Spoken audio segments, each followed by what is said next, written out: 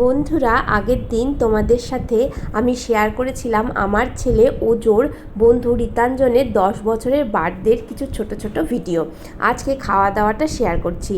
এই পৌর tourist lodge যেখানে জন্মদিনের অনুষ্ঠানটা হয়েছিল সেটা বেশ বড় ছিল, দোতলায় খাওয়ার জায়গা হয়েছিল, আর সেখানে 8টা এসি ছিল, তাই এই গরমেও কোনো অসুবিধা হয়নি। প্রথমেই থালা দিয়েছিল, তারপরে স্প্রে করে একটা পাতলা বাটার পেপার দিয়ে জলের বোতল দিয়েছিল ফিশ ফ্রাই, স্যালাড, সস। আমি যেহেতু সসটা খাই না তাই শুধু স্যালাড নিয়েছিলাম, তবে ফিশ ফ্রাইটা ভীষণ গরম ছিল, আর অপেক্ষা করতে করতে ভাবলাম সস তো নিইনি, একটু লেবুই নিয়ে নিই। ফিশ ফ্রাই শেষ হতে না হতেই চলে এলো গরম গরম ভাত আর মুগের ডাল, ঝুরি ঝুরি আলু ভাজা। খুব ভালো ছিল খেতে। সমস্তটা খেয়ে দিয়ে উঠতেই চলে আসলো ভেটকি মাছের পাতুরি। খুব স্বাদ হয়েছিল, ভেটকি মাছটা খুব ভালো ছিল আর খুব তেল ছিল।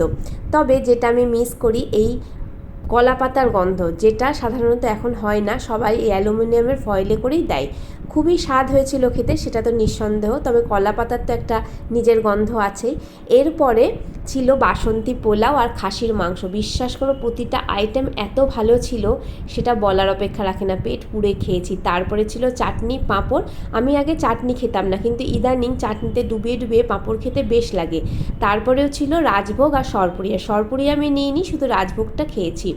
আর ছিল পান, সেটা তোমাদের দেখাইনি। তারপরে বন্ধুরা কেক কেটে অনেক আনন্দ করলো। যদি ভিডিও ভালো লাগে অবশ্যই একটা লাইক দিও।